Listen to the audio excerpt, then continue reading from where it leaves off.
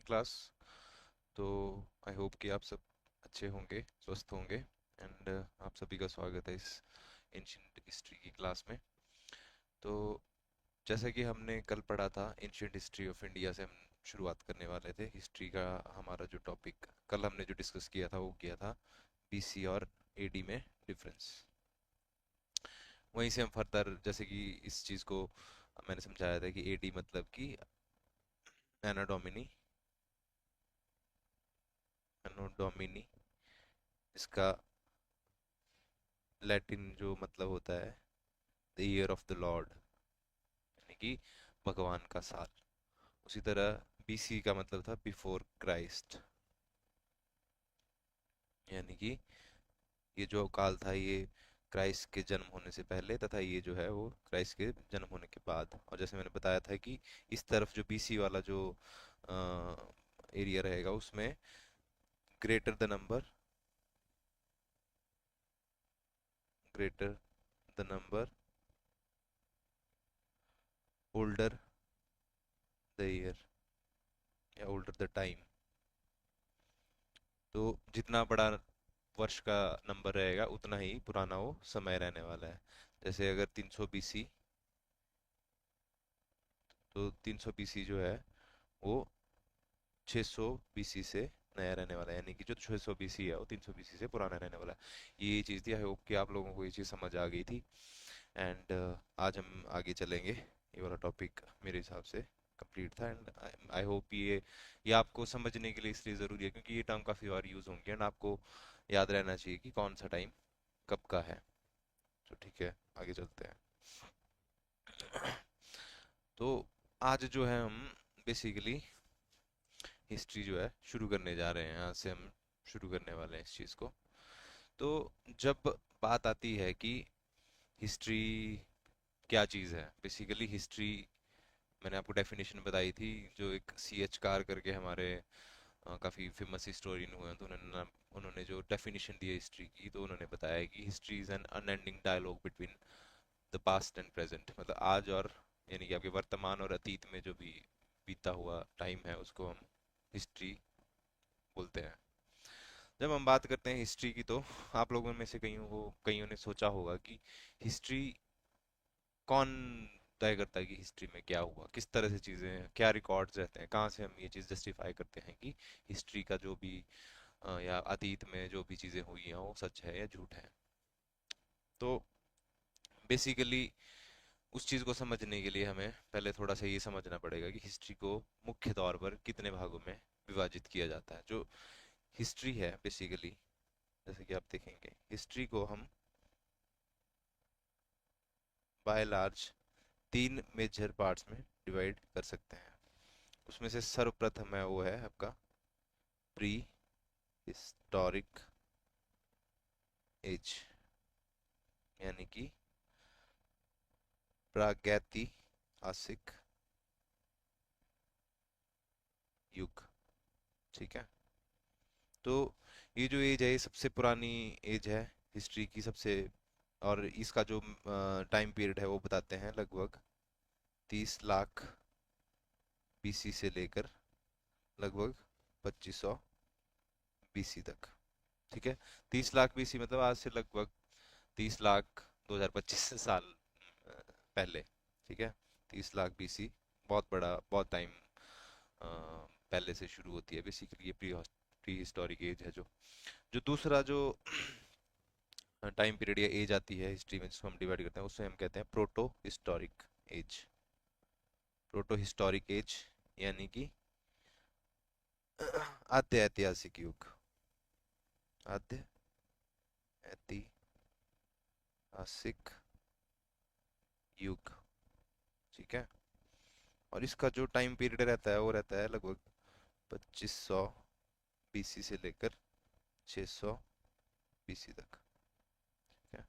और जो तीसरा जो काल या युग आता है वो है हमारा हिस्टोरिक एज, हिस्टोरिक एज, जिसका यानी कि ऐतिहासिक इस चीज़ को आप नोट कर सकते हैं अपने पेज पे। जिस तरह से मैंने पेज को रखा है उसी तरह से आप पेज को रखेंगे, यानी कि हॉरिजॉन्टली उसको रखेंगे और इसी तरह इस चार्ट को बनाएंगे, आपके बाद में रिवीजन के काम आने वाले हैं चीज़ें। यही नोट्स रहेंगे, जब जब मैं आपको समझाता रहूँगा, जब जब मैं मेरे को भी कुछ भी नोटिंग करानी होगी तो मैं आपको बोलता रहूँगा, उस चीज़ को आप नोट करते रहें। क्योंकि मेरा ये मानना है, पर्सनली मैं देने के लिए आपको फाइल्स दे सकता हूँ, बट मेरा ये पर्सनली मानना है कि हाथ से लिखे हुए जो नोट्स हैं वो एंड में आपको रिवीजन में ज़्यादा बेहतर तरीके से हेल्प करते हैं। तो इस तरह से रहेगा ये। हॉरिजॉन्टल आपने पेज रखना है, इस तरह से जो जो मैं लिख रहा हूँ आपने नोटिंग करते जाना है। ठीक है, तो इसका जो टाइम पीरियड रहता है वो रहता है 600 बीसी से लेके प्रेजेंट टाइम तक। ऐसे क्या मेजर क्राइटेरिया है जो कि हिस्ट्री को इन तीन भागों में विभाजित करता है? लाइव चैट में से कोई बच्चा अगर बताना चाहता हो इस बारे में कुछ। चलिए ठीक है। तो बेसिकली जो मेजर, जो इसका फीचर है, उस पे ये डिवाइडेड है ये टाइम पीरियड्स। तो जो प्री हिस्टोरिक एज है, प्री हिस्टोरिक एज का जो मेजर फीचर है या मेजर एक इसकी आइडेंटिटी है वो ये है कि इसका, इस काल का कोई भी नो रिटन एविडेंस, कोई भी लिखित तौर पर कोई सबूत नहीं है। ठीक है, तो बेसिकली उस समय कोई भी ऐसा एविडेंस नहीं है जो सजेस्ट करता है रिटन, जिसको समझा जा सके, या है ही नहीं, कुछ भी लिखा ही नहीं लिखित तौर पे, कुछ भी इसका इस काल का कोई ऐसा कोई सोर्स अवेलेबल नहीं है। ठीक है, और दूसरा जो है प्रोटो हिस्टोरिक, इसको क्या मेजर चीज डिफाइन करती है, वो ये करती है कि इसके दो तरह से देख सकते हैं। इसकी जो बेसिकली रिटन एविडेंस है वो अवेलेबल है, लिखित तौर पे जो चीजें हैं वो अवेलेबल है, रिटन एविडेंस है वो आपका अवेलेबल है, यानी कि उपलब्ध है। लेकिन केस क्या है, केस ये है कि दो तरह से इसको हम तोड़ेंगे। रिटन एविडेंस जो है वो अवेलेबल है, बट एक तरह, एक कुछ एक चीजें ऐसी हैं जो जिसमें रिटन एविडेंस अवेलेबल होने के बावजूद भी, ठीक है, वो अभी तक डिसाइफर नहीं हुआ है, यानी कि वो अभी तक समझा नहीं जा सका है किसी भी हिस्टोरियन या किसी भी आर्कियोलॉजिस्ट के द्वारा। ठीक है, डिसाइफर नहीं हुआ है। ठीक है, एग्जाम्पल क्या है इसका, इसका एग्जाम्पल है आपकी इंडस वैली सिविलाइजेशन। सिविलाइजेशन यानी कि जो, यानी कि स्लैश में लिखूंगा मैं, सिंधु घाटी की जो सभ्यता थी उसकी बात हो रही है यहाँ पे। हिंदी वाले हिंदी में लिख सकते हैं, सिंधु घाटी की जो सभ्यता थी उस पर्टिकुलर टाइप, इसका एग्जाम्पल है इसका एक। यानी कि सिंधु घाटी की सभ्यता की जो रिटन एविडेंस जितना भी आज तक मिला है वो आज तक डिसाइफर किसी ने भी किया नहीं है अब तक, वो हमारी समझ से परे है। उसका क्या मतलब है, उसका क्या संदेश है उसमें लिखा गया है, या क्या वो लिखना चाहते हैं, क्या वो कहना चाहते हैं, वो हमारे लिए अभी तक हमने समझ नहीं पाए हैं उस चीज को। ठीक है, और दूसरी जो कैटेगरी है इसमें प्रोटो हिस्टोरिक एज में, वो है जिसको क्या बोलते हैं, डिसाइफर कर लिया गया है या समझा जा चुका है उसको, बट आर्कियोलॉजिकल एविडेंस जो है उसके लिए, ठीक है, कोई ऐसा है नहीं ठोस जो उसको सजेस्ट करे कि इसी एज का है पर्टिकुलर। तो ठीक है, आर्कियोलॉजिकल पुरातत्व विभाग जिसको बोलते हैं, आर्कियोलॉजिकल जो डिपार्टमेंट है, उसके आर्कियोलॉजिकली जो है वो अभी तक प्रूवन नहीं है कि इसी पर्टिकुलर या उसी पर्टिकुलर टाइम का जो है वो है, यानी कि रिटन एविडेंस डिसाइफर कर लिया गया है। तो बेसिकली जो प्री हिस्टोरिक एज हुई वो एज हुई 30 लाख साल, 30 लाख बीसी से लेके 2500 बीसी तक, और उसका कोई भी उपलब्ध जो है हमारे पास रिटन एविडेंस नहीं है। उसी तरह से प्रोटो हिस्टोरिक जो एज है वो है 2500 बीसी से लेके 600 बीसी तक। ठीक है, तो मैंने क्या बताया था आपको बीसी में कि जितना बड़ा नंबर होगा उतना ही पुराना वो समय होने वाला है। ठीक है, तो आप समझ रहे हैं इसमें जो उल्टा चल रहा है, 2500 से जब हम 600 बीसी की तरफ आ रहे हैं तो हम अपने प्रेजेंट टाइम के नजदीक की तरफ आ रहे हैं। 2500 2500 बीसी जो है वो आज से लगभग 5000 साल पहले की बात है, और जो 600 बीसी जो है वो आज आज से लगभग 3100, यानी कि 3100 साल पहले के आसपास की जो है बात है। ठीक है, माफ कीजिए, 2600 के आसपास जो है समय पहले की बात है, 2600 वर्ष पहले की जो है बात है। तो प्रोटो हिस्टोरिक जो एज है उसमें क्या है, रिटन एविडेंस जो है वो अवेलेबल है, बट कुछ एक है जो डिसाइफर नहीं किया गया है, एंड कुछ है जो डिसाइफर तो कर दिया गया है, यानी कि समझा तो गया है, लेकिन उसकी जो आर्कियोलॉजिकल जो एविडेंस है वो ये सजेस्ट नहीं करते कि वो उसी समय का है, मतलब कोई ऐसा कोई प्रूवन है नहीं किसी के पास कोई फैक्ट। तो इसका जो एग्जांपल है वो है आपका वैदिक पीरियड जो है, या वैदिक बेसिकली जो भी स्क्रिप्चर्स हैं, लिटरेचर है, जो भी उसकी उस समय का जो भी किताबें हैं या उसके लिखित तौर पे जो भी चीज़ें हैं उस टाइम, तो वैदिक लिटरेचर जो है उसका एक एग्जांपल है। हिस्टोरिक एज की जब हम बात करते हैं तो हम उसको लिख सकते हैं कि इसमें ऑब्वियसली बात है, रिटन एविडेंस भी अवेलेबल है, ठीक है, डिसाइफर्ड भी है, यानी कि समझा भी जा चुका है, उसको डिकोड भी करा जा चुका है हिस्टोरियंस के द्वारा, ठीक है, डिसाइफर भी किया जा चुका है उसको, एंड ठीक है, ऐसा आर्कियोलॉजिकली भी वो प्रूवन है कि इसी समय का होने वाला है। इसका एग्जाम्पल क्या है? हमारा महाजनपदास जो थे, जिसमें आपका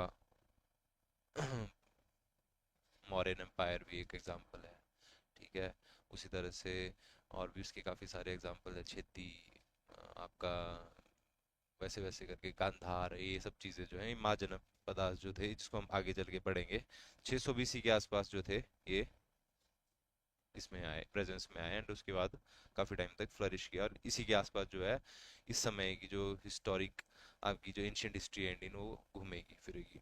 तो महाजनपदा जो है वो है आपके हिस्टोरिक एज के एग्जांपल्स।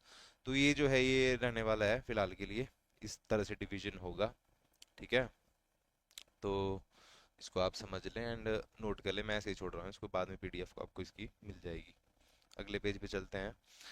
अब आप लोगों में से कई बच्चे होंगे जो ये, जिनके मन में ये सवाल उठ रहा हो कि जो जो सोर्सेज हैं बेसिकली जिनकी मैं बात कर रहा हूँ कि डिसाइफर्ड हैं या नहीं हैं, वो मैं किन सोर्सेज की बात कर रहा हूँ, या कौन से ऐसे जो स्रोत हैं जिनसे बेसिकली हिस्ट्री जो है वो प्रूव की जाती है या बेसिकली डिसाइड होती है कि किस काल की क्या हिस्ट्री थी, क्या इतिहास है, और कौन ये इंश्योर करता है कि वो सच है या ना झूठ है। देखिए बेसिकली हिस्ट्री में जो हुआ है उसको प्रूव करने के लिए आपके पास कोई ऐसा मतलब हिट एंड ट्रायल मेथड या कोई ऐसा साइंटिफिक लैब में तो कोई ऐसा मेथड है नहीं कि सर आप डालेंगे उसमें अपना सोल्यूशन है वो प्रूव हो जाएगी हाँ जी यही सच है। बेसिकली बहुत सारे हिस्टोरियन जो है उनकी अपनी अपनी अपनी एक बेसिकली थियरीज होती हैं, मल्टीपल थियरीज होती हैं, कईयों ने कई सोर्स स्टडी करते हैं, फिर आइडियोलॉजिकली भी डिफरेंस हो सकते हैं, आइडियोलॉजिकली भी फैक्टर्स आपके अलग अलग हो सकते हैं उनको डिसाइड करने में कि हिस्ट्री क्या है। तो बेसिकली हिस्ट्री जो है कोई भी ऑल ट्रूथ नहीं हो सकता कभी भी, हर एक हिस्टोरियन का एक पर्सनल अपना ओपिनियन हो सकता है हिस्ट्री को लेके, उसके अपने ओपिनियन को स्ट्रेंथन करने के लिए या उसको बल देने के लिए उसके अपने कुछ एक सोर्सेज हो सकते हैं जहाँ से उसने हिस्ट्री पढ़ी और उसको प्रूव करने के लिए। तो बेसिकली ये सालों साल बहस चली रहती है, बट हमने क्या पढ़ना है, हमने देखिए बहस नहीं करनी है, हमें क्या चाहिए, हमें चाहिए हमने नंबर निकालना है, हमने टेस्ट निकालना है। तो हमें जो बेस्ट जो भी पॉसिबल हमारे पास सोर्स है उन चीज़ों को पढ़ना है, या उनको पढ़ना भी नहीं है बेसिकली उनको फॉलो करना है। एंड अभी के लिए जो हमें चाहिए वो क्या है कि लिटरेरी सोर्सेज जो है बेसिकली एग्जांपल एक मेन टॉपिक है एग्जाम के लिए, एंड इसलिए मैं आपको उनको समझाना चाह रहा हूँ। जो भी सोर्सेज रहते हैं हिस्ट्री से, हिस्ट्री को जानने के लिए जितने भी सोर्सेज हैं उनको मैं आपको इस अगले इसमें करवाने जा रहा हूँ। तो बेसिकली अभी उस चीज़ को थोड़ी देर बाद करें, हम फिलहाल के लिए हम कर लेते हैं फर्दर जो भी। तो जैसे कि मैंने आपको बताया, जैसे कि मैंने आपको पिछले पेज पे बताया कि हिस्ट्री को जो है तीन भागों में डिवाइड किया है, एक pre historic, proto historic and then is your historic. Age मैंने इसकी आपको बताई हुई है तीनों के केस में, देन फर्क मैंने इनको आपको बता दिया। तब जब बात करते हैं हम, अगले पेज पे आप लिखेंगे, जब हम बात करते हैं प्री हिस्टोरिक एज की, प्री हिस्टोरिक एज की जब हम बात करते हैं यानी कि प्रागैतिहासिक,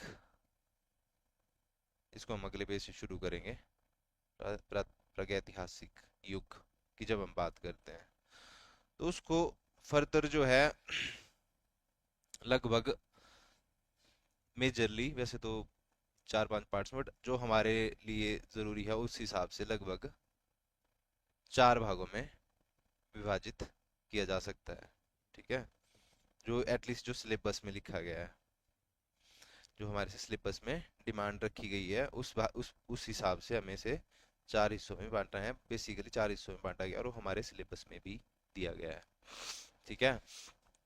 तो प्री हिस्टोरिक एज मैंने जैसे आपको बताया कोई रिटन एविडेंस इसके बारे में अवेलेबल है नहीं, कुछ ऐसा लिखित तौर पे, मतलब उस समय जो ह्यूमन सिविलाइजेशन थी, मानव सभ्यता थी, वो भी अपनी इनिशियल स्टेजेस में थी, शुरुआती दौर में थी, एंड वो जो थी अभी मतलब वही है, सिविलाइज नहीं हुए थे हम उस टाइम, क्या थे हम, आप सबको पता है, आपको हम एवोल्यूशन के थ्रू होमोसेपियंस बहुत ज़्यादा लेट बने हैं, कब होमोसेपियंस बने हैं तो मैं आपको बताऊंगा। उससे पहले ऑब्वियसली हम क्या थे, ऑलमोस्ट बंदर ही थे, इवॉल्व कर रहे थे हम, तो जिस समय तक हमें अपनी समझ नहीं थी मतलब खाने पीने की, नहीं तो हम लिखना कहाँ से शुरू कर देंगे उस समय, तो ऑब्वियसली बात है रिटन एविडेंस नहीं होगा, लॉजिकल सी बात है। ठीक है। तो फर्दर जो इसमें स्टेजेस थी वेरियस, उसको हम डिस्कस करेंगे प्री हिस्टोरिक एज में। तो मैंने आपको बता दिया प्री हिस्टोरिक एज कब से कब तक रहेगी, 30 लाख बीसी से लेकर लगभग 2500 बीसी तक। अब आप में से कोई बच्चे होंगे जिन्होंने कोई सोर्स पकड़ा और वो बता रहे, वो बोल रहे हैं कि नहीं सर ये एज नहीं है, ये तो कि फलानी इसमें बुक में और है, फलानी इसमें बुक में और है।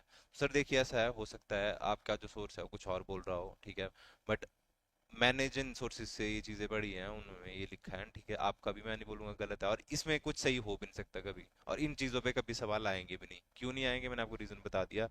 रीज़न इसलिए क्योंकि ये जो है बहुत ज़्यादा एम्बिगुअस चीज़ें हैं, ठीक है, हर एक सोर्स इसके बारे में बना थोड़ा सा, मतलब ये जो 2500 बीसी, अगर जहाँ से मेरा सोर्स है वो 2500 सीसी बोल रहा है, बीसी बोल रहा है, तो उसी उसी जगह आज सोर्स से हो सकता है आपने पढ़ा वो बोल रहा 3500 बीसी, या वो बोल रहा 4000 बीसी, या बोल रहा 2000 BC.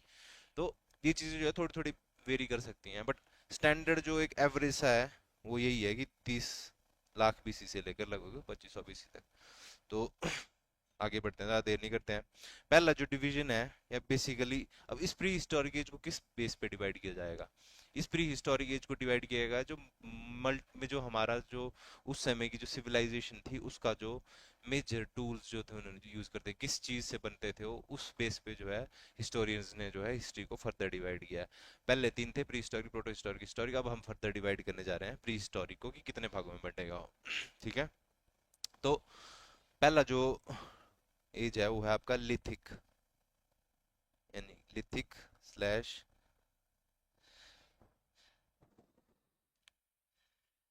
Sorry lithic slash stone slash पाषाण युग। ठीक है, पाषाण युग, यानी कि लिथिक एज या स्टोन एज बोल लेंगे आप इसको।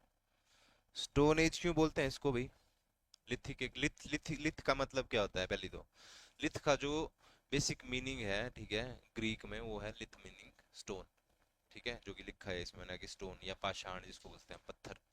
तो क्यों इसका नाम पड़ा ऐसा, पाषाण या स्टोन लिथिक एज। इसका नाम पाषाण इसलिए पड़ा क्योंकि उस समय जो भी हमारी ह्यूमन सिविलाइजेशन थी वो अपने शुरुआती दौर में थी, और पत्थरों को जो है बेसिकली अभी तक उन्होंने लोहा, लोहा बनाना, लोहा हो गया आपका, कॉपर एंड वो सब चीजें, मेटल का बेसिकली कोई नॉलेज नहीं था। पत्थर जो है उनको उन्होंने तोड़ तोड़ के जो है बड़े बड़े बड़े वो हथियार बनाए होते थे, उनको उससे ही वो शिकार करते थे, उससे ही वो युद्ध लड़ते थे, उससे ही वो अभी तक खेती बाड़ी करना, वो मैं बताऊंगा आपको कैसे कैसे चीजें होंगी। तो जो फर्दर जो डिवीजन है लिथिक एज का, वो मैं आपको बताने जा रहा हूँ। डिवीजन रहेगा कुछ इस तरीके से रहेगा वो। ठीक है। तो लिथिक एज जो है उसको हम डिवाइड करेंगे तीन एजेस में। वो है आपका पहला, पहला है palaeo lithic age, palaeolithic age, यानी कि पुरापाषाण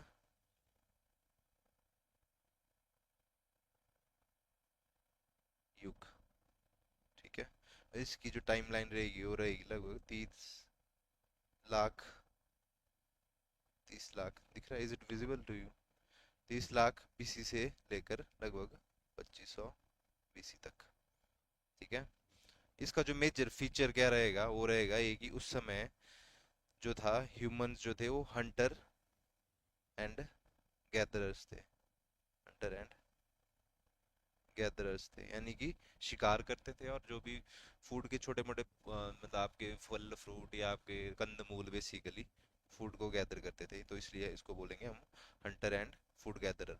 उस समय तक अभी एग्रीकल्चर नहीं सीखा था इंसान ने, पशुपालन था वो भी नहीं सीखा था, अभी तक वो बस शिकार करना जानता था, और उसके बाद जो भी उसको मिल गया यानी कि चलते फिरते जंगल में तो वो उसको बेसिकली खाता था और उससे ही अपना जो है जीवन बसर करता था।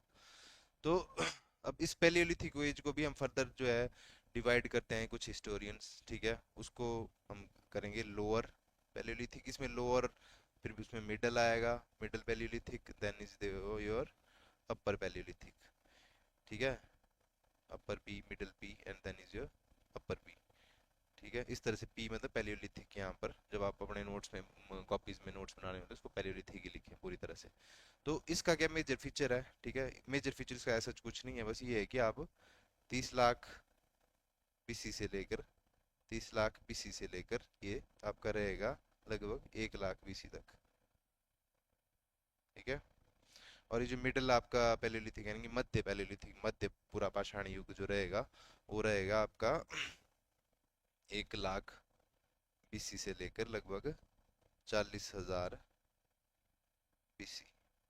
मैंने आपको बताया था बीसी में जो रहेगा वो उल्टा चलेगा, या जितना बड़ा नंबर उतना पुराना टाइम। तो अभी जब हम आ रहे हैं 1 लाख BC से 40,000 BC, तो हम आगे की तरफ आ रहे हैं। ऐसे ऐसे घटते घटते ये पहुंचेगा, जैसे इसमें बताया ऊपर 30 लाख BC से लेकर 2500 BC, फिर 2500 से 1500 BC, 1500 से बाद 100,000 BC, फिर उसके 500 BC, एंड फिर एक दिन आएगा 1 BC, फिर जीरो हो जाएगा, जीरो के बाद से शुरू होगा फिर हमारा एनो डोमिनी, फिर आएगा 180 280, एंड देन आज हम बैठे हैं लगभग लगभग आज हम बैठे हैं 2025 AD में, यानी कि क्राइस्ट के जन्म से लगभग 2025 साल बाद जब हम बात कर रहे हैं ये। तो अपर पैलेलिथिक जो रहेगी वो रहेगी आपकी लगभग 40,000 BC से लेकर लगभग 10,000 BC तक। ठीक है। अब जब हम बात करते हैं इनके मेजर फीचर्स की, तो ठीक है, जैसे कि मैंने आपको बताया पैलेलिथिक एज में जो था मानव जो था उस टाइम अभी हंटर और गैदरर था, उसने अभी एग्रीकल्चर नहीं सीखा था, उसने अभी पशुपालन नहीं सीखा था। बस वो जो भी उसको जानवर मिलते थे उनका शिकार करता था, जो भी उसको कंदमूल मिल गए उसको घर ले आता था, और घर क्या ले आता था मतलब उसको खा जाता था। ठीक है। उसको फर्दर डिवाइड किया गया फिर अपर पैलेलिथिक, लोअर पैलेलिथिक और मिडिल पैलेलिथिक में। ठीक है। तो जो अपर पैलेलिथिक या बेसिकली जो लोअर पैलेलिथिक, जो सबसे पहले टाइम आएगा, सबसे पुराना जो समय है लोअर पैलेलिथिक, तो उसमें जो था उसने हैंड एक्स यानी कि बड़े बड़े पत्थरों को जोड़ के, बेसिकली पत्थर और उसमें लकड़ी लगा के उसने अपने हैंड एक्स बनाना, हैंड एक्स यानी कि हाथ से चलने वाला जो हथौड़ा, बेसिकली पत्थर का एक हथौड़े, मोटे मोटे हथौड़े बनाने शुरू कर दिए। ठीक है। मिडल में आते आते उसने क्या किया, मिडल में आते आते उसने थोड़ा उनको थिक थिन कर दिया और ज़्यादा फाइन कर दिया उनको, पत्थरों को थोड़ा घिस घिस के टूट तोड़ तोड़ के फ्लेक्स बना दिए उसके, थोड़े उसको तीखा कर दिया और उससे वो थोड़ा ज़्यादा काम भी करने लग पड़ा, थोड़ा छोटा मोटा, ज़्यादा शार्प, अच्छे तरीके से शिकार को साफ करना, पौधे वगैरह काटना थोड़ा इजी हो गया उसके लिए। और जैसे जैसे वो अपर पैलेलिथिक तक पहुंचा तब तक वो फ्लेक्स और ब्लेड बना दिए उसने, पत्थर के फ्लेक्स एंड ब्लेड, ब्लेड क्या हो गया एकदम शार्प, मतलब ऑब्जेक्ट बना दिया उसका पत्थर का। तो इस तरह से चला ये, एंड यहाँ तक पहुंचते पहुंचते इस तरह से इसने फ्लेक्स और ब्लेड्स बनाने शुरू कर दिए। तो पैलेलिथिक एज में क्या हुई मेजर डेवलपमेंट्स, बेसिकली पत्थर तो पत्थर ही रहेगा, अब लिथिक एज है पूरे में पत्थर ही चलेगा। ठीक है। पत्थर के इक्विपमेंट्स होंगे, सब कुछ होगा। बट जो है पैलेलिथिक में 3 स्टेजेस में उसने आते आते लगभग कितने, लगभग 30 लाख सालों में, 30 लाख या 29 लाख सालों में उसने पत्थर ही चलाता रहा हो, बेसिकली पत्थर के उसने हथौड़े बनाए, फिर धीरे धीरे थोड़ा बेसिकली उसने पत्थर का थोड़ा और पतला सा कुछ बना दिया। ठीक है। उससे यार धारदार चीजें बना दी उसने पत्थर से, फ्लेक्स एंड ब्लेड जो बोलते हैं हम जिसको। ठीक है। तो इस तरह से रहेगी पैलेलिथिक एज। इसमें क्या था, इंसान हंटर और गैदरर था। इसके बाद आएगी आपकी जी मिजोलिथिक एज, मिजोलिथिक एज या मिडल स्टोन एज बोल लेंगे इसको, मिडल स्टोन एज, या बोल लेंगे इसको मध्य मध्य पाषाण युग, हिंदी वालों के लिए रहेगा मध्य पाषाण युग। ठीक है। और ये कब से कब तक रहेगा, ठीक है, ये रहेगा आपका लगभग 9,000 BC से लेकर आपके 4,000 BC तक। ठीक है। इसमें क्या हो गया, इंसान इसमें थोड़ा ना, इंसान थोड़ा ज्यादा समझदार हो गया, जैसे कि मैंने आपको बताया कि ठीक है, उसने थोड़े ये बना दिए यहाँ पे फ्लेक्स एंड प्लेट्स बना दी, तीखी चीजें बना दी, थोड़ा और समझदार हो गया। उसने हंटिंग तो कर ही रहा था पहले से वो, मतलब शिकार तो कर ही रहा था, प्लस उसने के साथ साथ साथ उसने जानवरों को भी पालना शुरू कर दिया, हर्ड करना शुरू कर दिया, जैसे बकरियां हो गई थोड़ी बहुत, डॉग्स हो गए, चाहे वो फिर किसी पर्पस के लिए हो, मीट के लिए हो, चाहे दूध के लिए हो, या इन जनरल अपने स्किन के लिए जिसके वो कपड़े बनाता था, उन सब चीज़ों के लिए। तो इस तरह से उसने अभी तक ऊपर पत्थर ही यूज कर रहा था।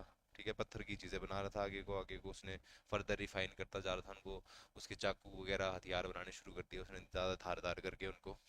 और लास्ट में पहुंच जाते हैं हम आगे, नियोलिथिक एज, नियोलिथिक एज यानी कि नव पाषाण युग, नव पाषाण आपका युग, यहाँ पहुंच गए हम आगे। ठीक है। ये रहेगा आपका 7000 से लेकर लगभग 10 1000 BC तक। अब आप में से कुछ होंगे जो सोच रहे हो ना यार, अब ये जो मेसोलिथिक एज थी वो रही आपकी 9000 से लेके 4000 BC तक, ठीक है। और यहाँ आप वो रहेगी 7000 BC से लेके 1000 BC तक आपकी न्यूलिथिक एज थी। तो ये तो वहां पर हो गया कि उनका कलेप्स हो गया, ठीक है। या उनका एक बोल सकते हैं जिसको हम, ये तो साइमल्टेनियसली एक दूसरे के ऊपर आ रही है। मेसोलिथिक और न्यूलिथिक में जो है वो टाइम पीरियड आप वो रहेगी, उधर से 4000 तक चला, उधर से उधर से जो है भाई 7000 में आपका न्यूलिथिक चल पड़ा था ऑलरेडी। तो सर ऐसा है, ये जो डिवीजन है ये कोई भी ऐसा स्ट्रिक्ट डिवीजन नहीं है, ठीक है। ये थोड़ा अब ये चलेगी फिर से।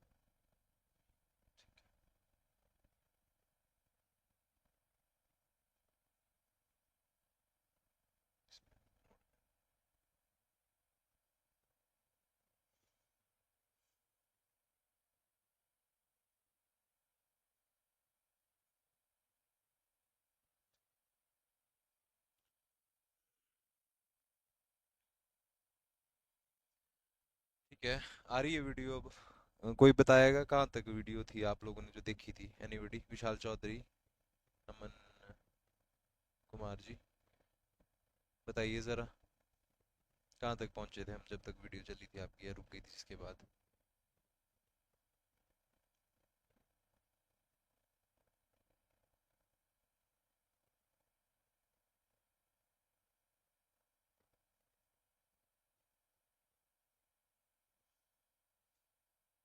सर कीजिए टाइप प्लीज, बताइए जरा मेरे को, नहीं तो मैं आके चल पड़ूंगा फिर।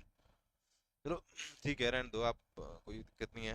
तो बेसिकली मैंने आपको बताया, लिथिक एज जो थी यानी पाषाण युग था, उसको तीन भागों में हमने डिवाइड किया था। न्यूलिथिक एज होगी, नव पाषाण युग जो लास्ट थी 7000 से लेके 1000 BC तक, उसमें जो था मानव कल्टीवेशन यानी खेती बाड़ी करना शुरू कर चुका था। उसके बाद हम आगे आ चुके थे चालकोलिथिक एज में, जिसको बोलते हैं कॉपर, यानी चालको यानी कि कॉपर, और लिथिक यानी कि स्टोन। तो कॉपर की जो एज थी बेसिकली ये, ठीक है, ताम्र पाषाण युग इसको हिंदी में बोलते हैं हम। और इसका जो टाइम पीरियड रखा है वो रखा है हमने 3500 BC से लेकर 1500 BC तक, ठीक है। मैंने नहीं रखा है, हिस्टोरियंस ने रखा है, ऑब्वियस सी बात है, ठीक है। ऐसा मेरा पर्सनल कोई वो नहीं है इसमें। तो इसको हमने फर्दर डिवाइड कर रहे थे हम, pre Harappan, Harappan, and then is your post Harappan, post Harappan, post Harappan age, ठीक है। तो पोस्ट हड़प्पन एज की जब हम बात करते हैं तो ये था 2500 BC से, यानी कि हड़प्पन एज तो 1750 BC तक। मैं आपको बता रहा था दरअसल ये कि कोई भी सिविलाइजेशन होती है सर ना, उसका ऐसा होता है वो एक टाइम पे पीक पर होती है, ठीक है, शुरू होती है कोई भी सिविलाइजेशन। सिविलाइजेशन है क्या बेसिकली, ठीक है। कल्चरली असिमिलेशन है, कल्चरली लोग जो जुड़े होते हैं आपस से, वही सिविलाइजेशन है। इसको कोई देश नहीं हो सकता है कि देश अलग अलग हो, बाउंड्रीज अलग अलग हो गई हो, बट सिविलाइजेशन तो सेम हो सकती है ना। अब इंडियन सिविलाइजेशन तो इंडियन सिविलाइजेशन है, कल को अब ऑब्वियसली बांग्लादेश अब तो हो सकता है कि एक अलग देश बन चुका है, बट है तो इंडियन सिविलाइजेशन का पार्ट ही होगी। कभी ना कभी तो भारत का हिस्सा था। भारत की जो संस्कृति है कहीं ना कहीं जुड़ी मिलती जुलती है। अब चीज़ें थोड़ी चीज बदलने लगी हैं, बट ठीक है, काफी हद तक तो सेम ही है। भूटान है, नेपाल है तो कहीं ना कहीं इंडियन सिविलाइजेशन ही है ये। ज्योग्राफिकली अगर बाउंड्रीज डिलीट मतलब या सेपरेट हो गया तो उसका मतलब थोड़ी, सिविलाइजेशन एक बहुत बड़ा टर्म है बेसिकली। बट मेरा पॉइंट यहाँ पे क्या है कि कोई भी सिविलाइजेशन है सर वो शुरू होती है, ठीक है, लोग आते हैं, मिलते जुलते हैं, ठीक है, सिविलाइजेशन बनती है, देन वो ग्रो करती है, धीरे धीरे फैलती है हर जगह को, उसका वर्चस्व फैलता है पावर से, एक्सपेंशन से, जैसे करके वो कैसे करके फैलती है बेसिकली। एंड एंड में आके ना वो श्रिंक हो जाती है, मतलब खत्म हो जाती है सिविलाइजेशन। आज तक ये तथ्य है, कोई सिविलाइजेशन है परमानेंट नहीं रही है, ठीक है। हर एक सिविलाइजेशन शुरू हुई है, उन्होंने अपना एक चरम पे पहुंची है, पीक अपना अचीव किया, और उसके बाद आगे धीरे धीरे डाउनफॉल शुरू हुआ उनका, अंत में आगे खत्म हो गई है। उसी तरह से जब हम हड़प्पन सिविलाइजेशन या बोल सकते हैं हम सिंधु घाटी की सभ्यता, सिविलाइजेशन मतलब सभ्यता, सिंधु घाटी की सभ्यता की तो बात करते हैं हम, तो उसको फर्दर जो चालकुलिथिक एज से जो है कहीं ना कहीं सिमिलर टाइम पे थी वो सिंधु घाटी सभ्यता। जब हम चालकोलिथिक एज को समझना चाहते हैं भारत के कंटेक्स्ट में, तो हम उसको डिवाइड करेंगे तीन भागों में। एक है आपका प्री हड़प्पन, जब हड़प्पन जो आपकी सभ्यता थी वो बेसिकली अभी थोड़ा बहुत अपना जो थी अपनी ग्रो कर रही थी, धीरे धीरे पनप रही थी अभी उस टाइम।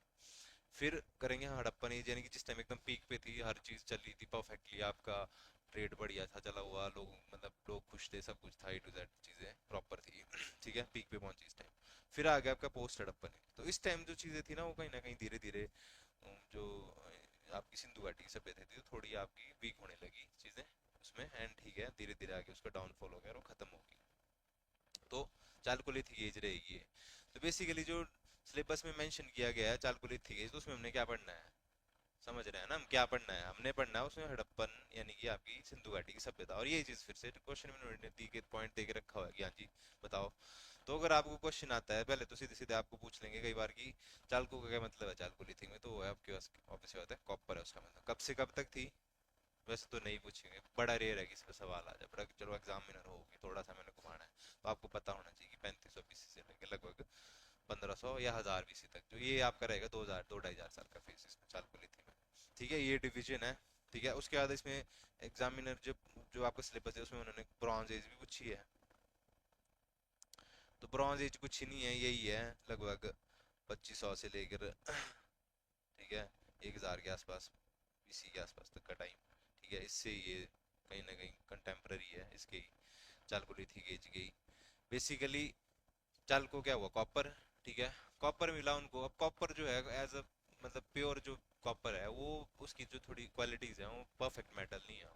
ठीक है, उतना हार्ड नहीं होता, उतना उसका मतलब थोड़ा ज़्यादा डक्टाइल होता है, थोड़ा वो मुड़ जाता है अगर किसी चीज़ पे चोट करेंगे उससे। तो उन्होंने उसको जिंक वगैरह के साथ या बाकी के जो थोड़े बहुत उसके कुछ और मेटल्स मिले उसके बेसिकली उसके साथ मिक्स करना शुरू कर दिया लोगों ने।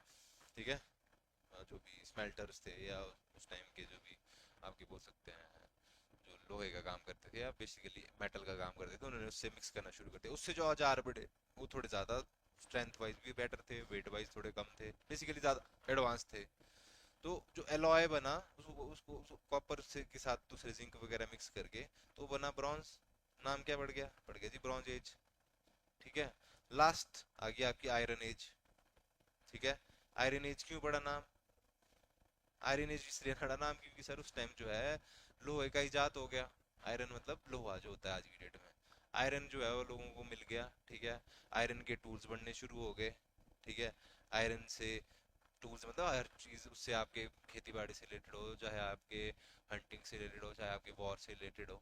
ठीक है, तो जी बन गया नाम जी आयरन एज। तो इसको अगर हम थोड़ा सा देखें तो पिछले पेज पे चलते हैं पहले एक बार। ठीक है, हिस्ट्री को जो था हमने 3 भागों में डिवाइड किया था, pre historic age, proto historic age, then nearest historic age. Pre historic की आपको मैंने एज बताई थी 30 लाख BC से लेके 2500 BC तक। प्रोटो हिस्टोरिक की मैंने आपको बताई थी, उसी तरह से आपको हिस्टोरिक की भी बताई थी, आप देख सकते हैं इसको। मेजर डिफरेंस क्या था, नो रिटन एविडेंस था। उसमें क्या था, दूसरे वाले में रिटन एविडेंस था पर कहीं डिसाइफर नहीं हुआ था, कहीं जो आर्कियोलॉजिकली जो था प्रूवन नहीं थी वो चीज़। तीसरा पॉइंट क्या था, तीसरा जो वो था क्लासिफिकेशन होती है आपकी हिस्टोरिक एज। हिस्टोरिक एज में क्या था, ये 6000 BC से 600 BC से लेकर प्रेजेंट टाइम तक, और उसमें रिटर्न भी थी वो लिखी हुई चीज़ें, डिसाइफर भी की गई हैं, और ऑब्वियस बात है आर्कियोलॉजिकली भी हैं वो कंफर्म्ड है कि हाँ उसी टाइम का जो है सोर्स है। एंड एग्जाम्पल्स इसके थे पहले वाले का। ठीक है, पहले वाले का अगर बोलेंगे तो लिथिक जो है इसमें एक एग्जांपल है जो मैंने आपको आगे पढ़ाया। एग्जांपल क्या है, lithic is one of the example. ठीक है, बट ऐसा नहीं है, चालकोलिथिक एज भी कहीं ना कहीं चालकोलिथिक आपका इसके कहीं ना कहीं आप बोल सकते हैं प्रोटो हिस्टोरिक में, इंडस वैली सिविलाइजेशन जो है वो चालकोलिथिक एज में आ गई थी, बट स्टिल हमने जो इसको डिवाइड किया है ऐसे करके आगे को फर्दर। ठीक है, सोर्सेज में तो इस तरह से डिवीजन आगे हम चलते हैं। तो फर्दर जब हम डिवाइड करते हैं इन टाइम्स को, ठीक है, मतलब बेसिकली इनके टूल्स जब भी जो भी मतलब एज अ मतलब जो मटेरियल जो बेसिकली यूज हुआ है उस सिविलाइजेशन में, तो क्या है प्री हिस्टोरिक को हम देखते हैं तो लिथिक, चालकोलिथिक और ब्रॉन्ज और आयरन एज में हमने डिवाइड किया। और एज इट इज ही हैं जो सिलेबस में भी पूछी गई हैं चीजें। ठीक है, लिथिक एज को हमने फर्दर डिवाइड किया तीनों में, पहले लिथिक होगी, मेसोलिथिक होगी, न्यूलिथिक होगी। ठीक है, टाइम पीरियड मैंने इसमें दिखा दिया आपको। हंटर गैदरर था पहले, खाना मतलब बेसिकली शिकार करता था और खाना इकट्ठा करता था, उससे खाता था और उससे अपना जीवन बसर करता था। फिर धीरे धीरे उसने जानवर पालने शुरू कर दिए, डॉग शीप मतलब बकरियां भेड़ बकरियां वैसे पालनी शुरू कर दी मेसोलिथिक में आ गए। ठीक है, थोड़ा सेटल हो गया मतलब बेसिकली धीरे धीरे जानवर से इंसान बनने लगा। ठीक है, और इवेंचुअली आके जो है क्या बोलते हैं न्यूलिथिक में पहुंच गया और उसने वहाँ पे कल्टीवेशन भी शुरू कर दी। ठीक है, और फिर उसको अगर पेलियोलिथिक को फर्दर करना हो तो टाइम पीरियड मैंने इसमें दिया, और इसमें लोहे को उसने सॉरी पत्थर को थोड़ा थोड़ा धीरे धीरे आगे चल के वो उसको रिफाइन करता रहा और इवेंचुअली ऐसे ऐसे उसने करा उस चीज़ को। अगला था चालकोलिथिक। चालकोलिथिक में मैंने आपको बता दिया ऐसे ऐसे रहेंगी, बट ये हड़प्पन हड़प्पन और रोस्टेड अपन ब्रॉन्ज एज क्यों पढ़ा, ब्रॉन्ज एज का नाम कॉपर के साथ उन्होंने मिक्स किए थोड़े बहुत अलॉयज, और जो अलॉय बना ब्रॉन्ज वो आपका, ठीक है। आ गया जी ब्रॉन्ज एज। आयरन, आयरन क्यों, क्योंकि आयरन के टूल्स थे, सारी जगह आयरन यूज होने लगा तो आयरन एज होगी। एग्जाम्पल क्या है आयरन एज का? जो वैदिक पीरियड है, इसमें जगह नहीं बची बट आप अपने इसमें डाल देना जब आप बनाएंगे साफ साफ करके नोट्स को। वैदिक एज जो है वो आयरन एज का एक एग्जाम्पल है, ठीक है। और इधर जो चालकोलिथिक का मैंने बता दिया, आईबीसी यानी कि हड़प्पन जो आपकी सभ्यता है, यानी कि सिंधु घाटी सभ्यता, वो इसका एक मेजर एग्जाम्पल है, ठीक है। आगे चलते हैं। अब एक कुछ एक फीचर्स जो हैं थोड़े से इनके हम डिस्कस कर लेते हैं, ठीक है। जैसे कि मैंने आपको बताया पैलियोलिथिक एज के क्या फीचर्स थे, ठीक है। पैलियोलिथिक एज में मैंने आपको बताया कि पहले तो नॉर्मल पत्थर के उन्होंने हथौड़े बना दिए, ठीक है, एक्स के मतलब रफ मतलब एकदम अनपॉलिश स्टोन के उसने बना दिया हथौड़ा हथौड़ा। उसके बाद धीरे धीरे वो थोड़े उनको शार्प करने लगा, फिर उसके उसके कुल्हाड़े बना दिए पत्थर के, ठीक है। धीरे धीरे जैसे जैसे वो थोड़ा और रिफाइन होते कि मिडिल तक पहुंचे, मिडिल पैलियोलिथिक तक पहुंचे हम, तब तक आते आते जो है उसने थोड़े और हल्के कर दिए उनको, मान लो थोड़ी दराटी टाइप बना दी कुछ पतली सी, थोड़े फाइन मतलब अच्छे ज्यादा थोड़े रिफाइन होते गए इनके आगे को। और जैसे जैसे अपर तक पहुंचे हम, तब जाके जो है बिल्कुल ही एकदम महीन बन गए वो जो औजार थे आपके। और अपर पैलियोलिथिक जो है उसकी एक खास बात ये है ना सर, कि जो हम आज हमारी जो स्पीशीज है उसको बोलते हो कि बोलते क्या है, अगर कोई मेरे को बताएगा तो क्या है हम लोग, बताएगा कोई? एनीबडी? विशाल चौधरी जी या नमन कुमार जी, बताइए जरा, क्या है हमारी स्पीशीज का नाम? हम जो हैं होमोसेपियंस हैं, साइंटिफिक नेम है हमारा होमोसेपियंस, ठीक है। कई बार एग्जाम में पूछते भी हैं, पर वैसे तो अभी ये बड़ा इजी क्वेश्चन हो गया सर, अगर पूछ लेंगे तो आपकी किस्मत, बट वैसे पूछेंगे नहीं। तो हम जो है होमोसेपियंस का हमें दर्जा कब मिला, जब हम इसमें अपर पैलेलिथिक एज में थे, तब जो है इंसान बेसिकली होमोसेपियन बना, अपराइट एकदम स्टैंडिंग अपराइट। उससे पहले क्या था, बंदर थे हम, थोड़े झुके होते थे।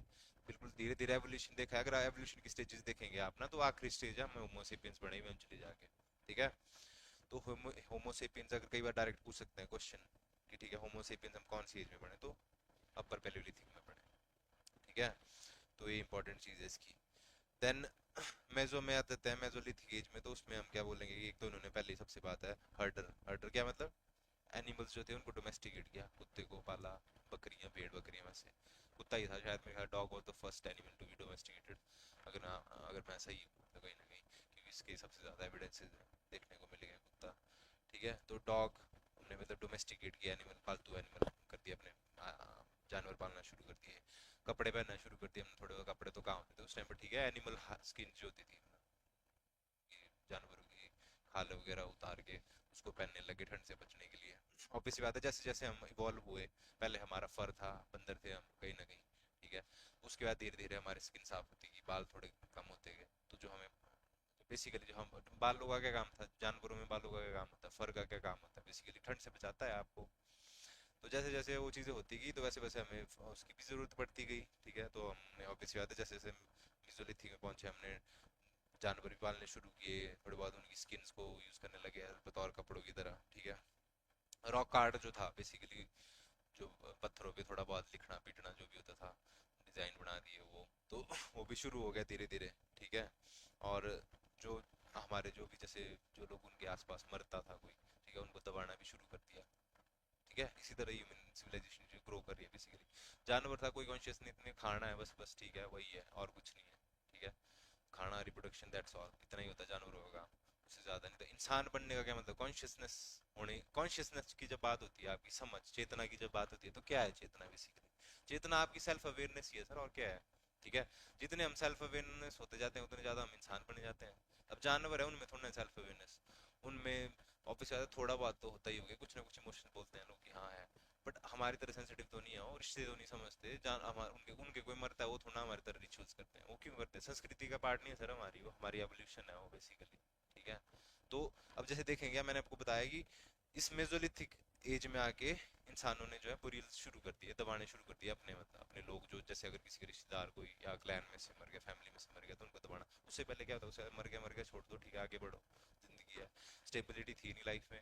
मतलब कभी आज यहाँ कभी कल, survival was the only thing to मतलब फोकस ऑन। ठीक है, तो धीरे धीरे जैसे जैसे थोड़ी चीजें सेटल होने लगी वैसे इंसान बनता गया और इंसान बनते गए।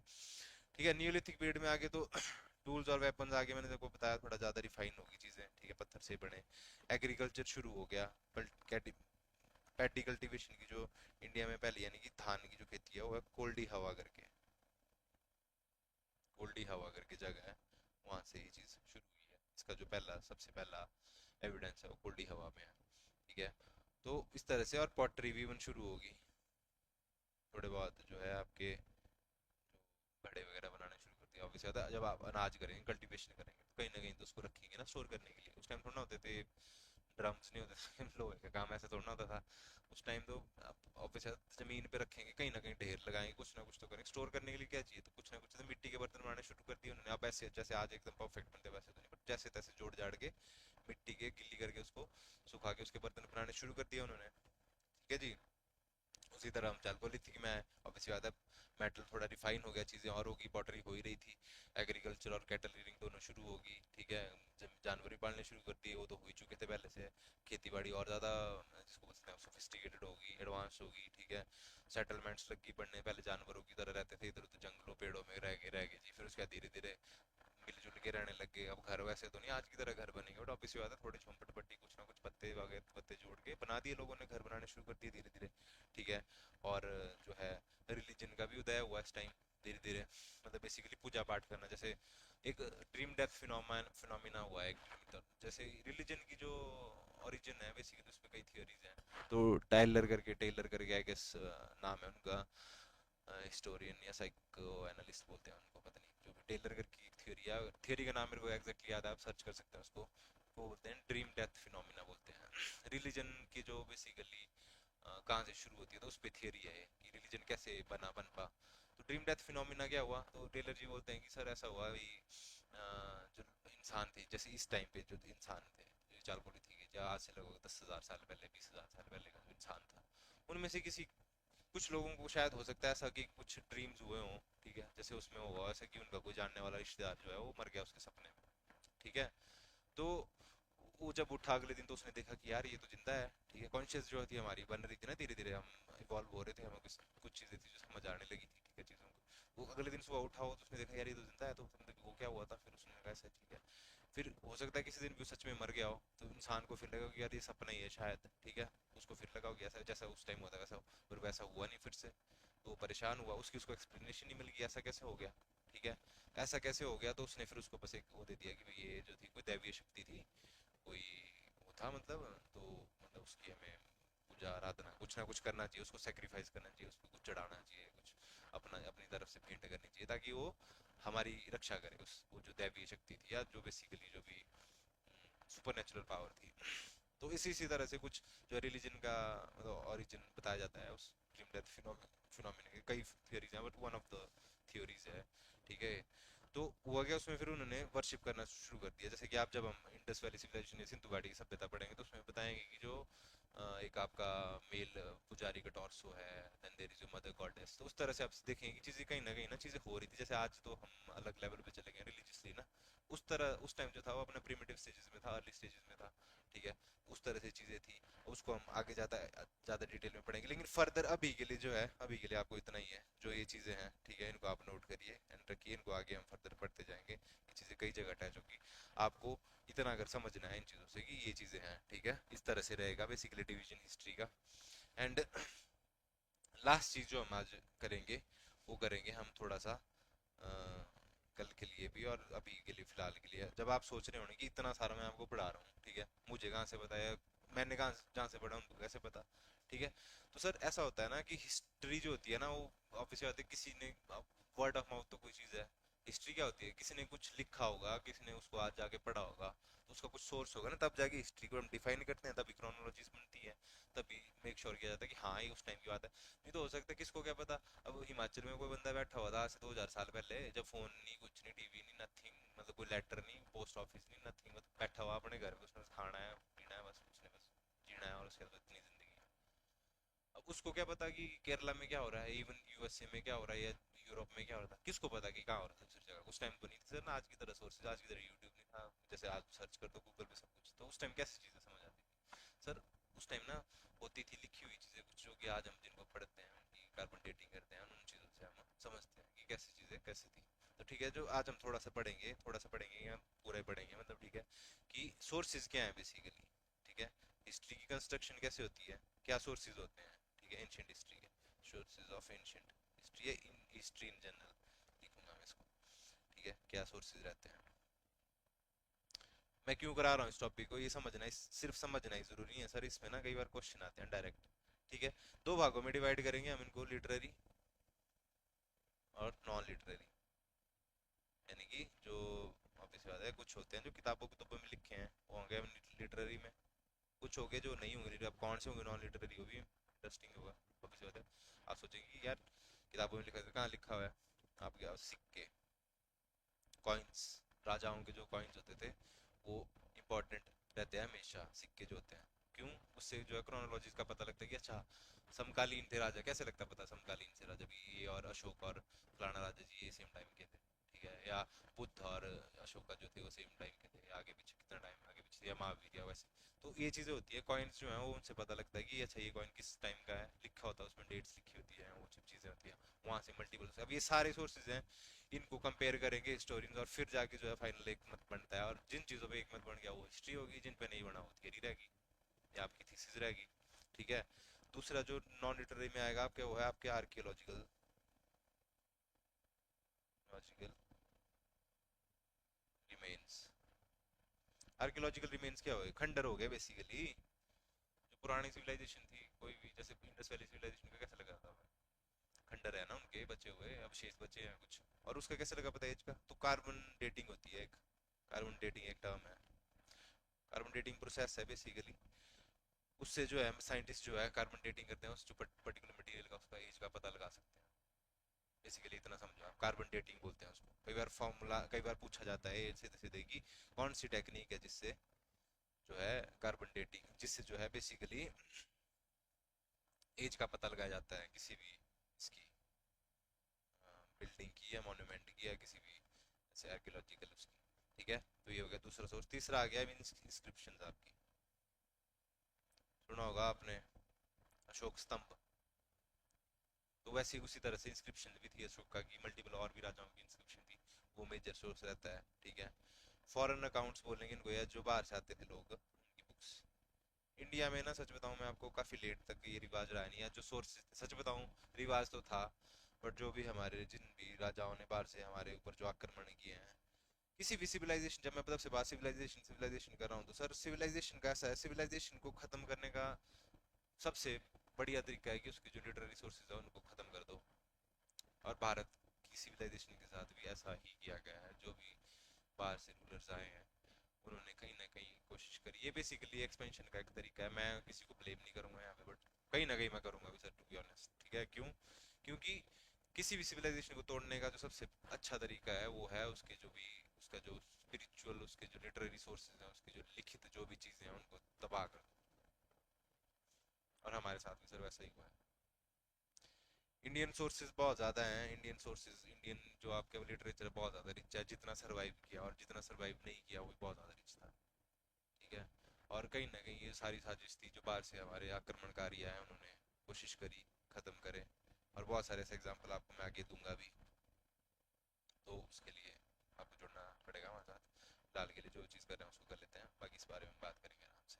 बट बेसिकली इंडियन सोर्सेज हमें कम इसलिए मिलते हैं क्योंकि वो वापस ज़्यादा डिस्ट्रॉय कर दिए गए हैं, हम कहीं ना कहीं देख रेख नहीं हुई उनसे। ठीक है, तो ऐसा ही है सर इंडियन सोर्सेज और इंडियन हिस्ट्री का, थोड़ा सा कि गलत तो है पर कुछ नहीं कर सकते हम, क्योंकि जो हो चुका थोड़े हमारे डिस्ट्रॉय कर दिए गए, थोड़ी लीनियंसी रही, थोड़े राजा भी अपने एंड से ऐसे रहे हमारे, जो भी जिन्होंने बेल ले ली थी उनको बस एक्सपेंशन करने से मतलब था, उन्होंने इस चीज़ की ज़रूरत को नहीं समझा उस टाइम पे।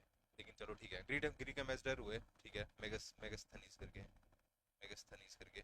ठीक है, इंडिका उनकी बुक है, बड़ा इंपॉर्टेंट क्वेश्चन है, सीधे सीधे पूछा जाता है। ठीक है, मेगस्थनीज की बुक है इंडिका। ठीक है, ग्रीक एम्बेसडर थे, और चंद्रगुप्त मौर्य के कोर्ट में इनको भेजा गया था। ठीक है, इनकी इंडिका जो बुक है, बेसिकली ये जो बुक है इंडिका, ये सोर्स है, नॉन सोर्स है, या बोल लीजिए फॉरेन अकाउंट है इनका, तो है तो वैसे लिटरेरी सोर्स ही, नॉन लिटरेरी में इसलिए क्योंकि फॉरेन बंदा है इसका मेन मैगस्थनीज है इसमें जो मेन बंदा है, तो उसी तरह से फाहियन वो एक। तो इनको हम चीज़ों को आगे बढ़ेंगे फिर से, बट ठीक है, बता रहा हूँ मैं आपको मोटा मोटा। चंद्रगुप्त वो जो थे उनके कोर्ट में आए थे, चाइना से आए थे, ट्रैवलर थे, ठीक है। फाहियन, ये बुक भी थी, करके ऐसा कुछ नाम था। तो बेसिकली ये आपके कॉइन्स हो गए, आर्कियोलॉजिकल रिमेन्स हो गए, उसके मैंने बता देगा आपको कार्बन डेटिंग डेट का पता लगता है कि कब जो है इसका बेसिकली कब ये थी, ये कितने साल पुरानी है ये चीज़, किसी भी चीज़ की हो जाती है कार्बन डेटिंग, जो भी मतलब मटेरियल चीज़ है, ठीक है। और इंस्क्रिप्शंस होगी आपकी, फॉरेन अकाउंट्स हो गए, फॉरेन अकाउंट्स में मैंने एग्जांपल दे दिया आपको, मेगास्थनीज करके हुआ चंद्रगुप्त मौर्य जी के कोर्ट में आया, उन्होंने इंडिका किताब लिखी, तो एक मेजर सोर्स है, उससे क्रोनोलॉजी का पता लगता है कि कब जैसे का टाइम था, बुद्धा एंड ऑल उन सब का। ये अब आ जाते हैं जब लिटरेरी सोर्सेज पे, तो उसमें आगे फिर आपके बेसिकली रिलीजियस और नॉन रिलीजियस, ठीक है। कुछ तो ऑब्वियस आधे रिलीजियस ही चीज़ें बची हैं, इंडियन जो भी सोर्सेज है ना हमारी हिस्ट्री के, वो रिलीजियस ही हैं, ठीक है। नॉन रिलीजियस भी अब लिमिटेड सी ही हैं, ठीक है। यानी कि धार्मिक और गैर धार्मिक बेसिकली इंस्क्रिप्शन है, लिखित तौर पे जो भी चीज़ें हैं। जब रिलीजियस की बात करते हैं हम, तो ऑब्वियस होते हैं वेदास हमारे इंपॉर्टेंट है, चार वेद जो है हमारे, ठीक है। चार वेदास हमारे वो इंपॉर्टेंट सोर्स है हिस्ट्री का, ठीक है। उसके बाद जो है उपनिषदास हमारे, उपनिषद सर ऐसा है ना कि थोड़ा सा ना ये टॉपिक थोड़ा लंबा खिंच जाएगा ना, अभी के लिए आज के लिए इतना रखते हैं इसको करके, ठीक है। कि नॉन लिटरी करा दिया मैंने आपको, ठीक है। टाइम हो चुका है, अगली क्लास भी लगने वाली है ना थोड़ी देर में, तो आज के लिए इतना ही काफ़ी है। सोर्सेज ऑफ हिस्ट्री तक पहुंचे हम, नॉन नॉन लिटरेरी तक कराया हमने, याद रखना है आपने इस चीज़ को, ठीक है। कल आगे खोलेंगे, आज क्या किया हमने वो देख लेते हैं एक बार फिर से। तो आज किया हमने सर, हिस्ट्री शुरू करी हमने, तीन भागों में डिवाइड किया उसको, historic, sorry pre historic, proto historic and then is your historic. उसको आगे हमने वैसे लिखे उसकी क्या क्या फीचर्स है मेजर। आगे हमने फर्दर प्री हिस्टोरिक को भी खोला है, लिथिक, चालकोलिथिक, ब्रॉन्ज और आयरन एज में। लिथिक के फर्दर डिवीजन है, देन उसमें भी फिर पैलेयोलिथिक के भी फर्दर डिवीजन है। और मैंने बता दिया वो अपर पैलेयोलिथिक इंपॉर्टेंट है क्योंकि इस टाइम में जो है हम होमोसेपियंस बने, ठीक है। तो उसके बाद न्यूलिथिक है, देन देयर इज जो चालकोलिथिक में हड़प्पा, बड़ी Harappa and then post Harappa वाला टाइम है, और ब्रॉन्ज एज है, फिर आयरन एज, और एंड में हमने सोर्सेज पे आ गए थे हम, कि सोर्सेज कौन कौन से हिस्ट्री जहाँ से हम डिराइव करते हैं कि हिस्ट्री, हिस्ट्री जो है कैसे जो है बेसिकली डिसाइड करते हैं कि हिस्ट्री क्या है। तो ठीक है जी, ये हो गया। अब मैंने आपको थोड़ा सा बताना था सर कि आज हमने कवर किया क्या क्या है असल में, ठीक है। अब तो हम, आप तो सोच रहे थे कि पता नहीं सर ने क्या पढ़ा रहे हैं, तब से ऐसे ही बोर कर रहे हैं। एच पी आर सी ए, ठीक है। एच पी आर सी ए, मैं आपको एक बार सिलेबस दिखाना चाहता हूँ उसका ना, कल जो हमने डिस्कस करा था, इसलिए कल, ठीक है। यहाँ जाके ये मैं आपको बता रहा हूँ, जिसको नहीं पता डाउनलोड कैसे करना है, एच पी आर सी पे जाना, डाउनलोड्स में जाना, वहाँ से उसको डाउनलोड करना है अपने सब्जेक्ट सिलेबस। देखिए सर क्या क्या पूछा है इसमें, आपकी एंशियंट हिस्ट्री पे आते हैं अगर हम तो, ठीक है। क्या क्या पूछा है इसमें, दिख रहा है, विजिबल है ना सबको, दिख ही रहा होगा वैसे। तो एंशियंट हिस्ट्री में क्या पूछा है, earliest societies sir, hunting, gathering, as well as their way of life, its implications, introduction to stone tools, their use, prehistory of and human civilization, Paleolithic age, Mesolithic age, Neolithic age, the Copper age, the Bronze age and the Iron age, Indus valley civilisation, ठीक है। तो इतना जो है हमने कम से कम मोटा मोटा डिस्कस कर लिया सर आज। कितनी बची हिस्ट्री, दिख रहा है आप लोगों को कितना हो गया। इंडस वैली सिविलाइजेशन को नहीं मैं ऐड करूंगा इसमें, क्योंकि मैंने ये नहीं हुआ है आज टॉपिक, बट जो ये लिखा हुआ उन्होंने ना, हंटिंग गैदरिंग सोसाइटीज ये वो, सर ये यही है जो मैं आपको बता रहा हूँ तब से, ठीक है। यही चीज़ है, इसमें कुछ एक्स्ट्रा नहीं है, ठीक है। एंशियंट हिस्ट्री आपकी मैं बोल रहा हूँ कि वन थर्ड जो है आज पूरी हो चुकी है। ये जो वाला पोर्शन है हमने आज डिस्कस कर लिया, जितने अगर आपके जो दो ढाई पेजेस मैंने पढ़ाए ना, आप आज आज आपके उसी में ही है ये सब चीज़ें। कितना बचा प्री आज, मतलब एंशियंट हिस्ट्री कितनी बची, आगे वाले टॉपिक्स ऑब्वियस बात है, थोड़े ये वाले टॉपिक्स थे, ये ज्यादा बातों वाले टॉपिक्स, इसमें क्वेश्चन बनते नहीं है ज्यादा, तो ये एक दिन में खत्म होने थे। सोर्सेज मैं थोड़े एक्स्ट्रा करा रहा हूँ आपको, क्योंकि वहाँ से डायरेक्ट क्वेश्चन बन जाता है, आगे ये जो चीज़ें ना सारी लिंक्ड रहेंगी, ठीक है, इसी तरह से रहेंगी घूम फिर के। तो ये चीज़ें हैं, इतना हमने आज कर लिया, और ये वाला एरिया जो कहीं ना कहीं आप रख सकते हैं इसको, ये जो है टॉपिक्स जो है हमने कर दिया डिस्कस, इसमें से कुछ और है नहीं ऐसा एक्स्ट्रा डीप जाने के लिए। थोड़ा बहुत जो था मैंने बता दिया आपको, किस तरह से रहेंगी, पेलियोलिथिक, मेसोलिथिक, न्यूलिथिक, उसमें आगे मैंने फर्दर डिवीजन आपको दिखा दिया, उसको नोट करना है आपने, जो मैंने लिखा है उसको, जो मैंने नोट्स बनवाए आपसे उनको अच्छे से एक बार, जिसने नहीं बनाया वो फिर से लगा ले रिकॉर्डिंग, एंड बनाया उसको एज इट इज़ डिवीजन को। ठीक है, तो ये रहने वाला था इस क्लास में। एंड थोड़ा सा हमारा जो टॉपिक रहा है आज का लिटरेरी सोर्सेज वाला, जो मैं नहीं कराया वो मैं कल कराता हूँ आपको cover. So that's all for today. Thank you very much, जुड़े रहें हमारे साथ। एंड आपके आसपास जो भी आपके दोस्त, रिश्तेदार, जो भी लोग हैं जो तैयारी करना चाह रहे हैं, जो तैयारी कर रहे हैं, उनको भी हमारी जो वीडियोस हैं उनको रिकमेंड करें, हमारा चैनल रिकमेंड करें, हमसे जुड़ें और एक सोफिस्टिकेटेड और एक आपकी जो है सिंप्लीफाइड तरीके से जो है 8वीं पटवारी एग्ज़ाम की तैयारी करें और जो है अपनी सफलता को इसको प्राप्त करें।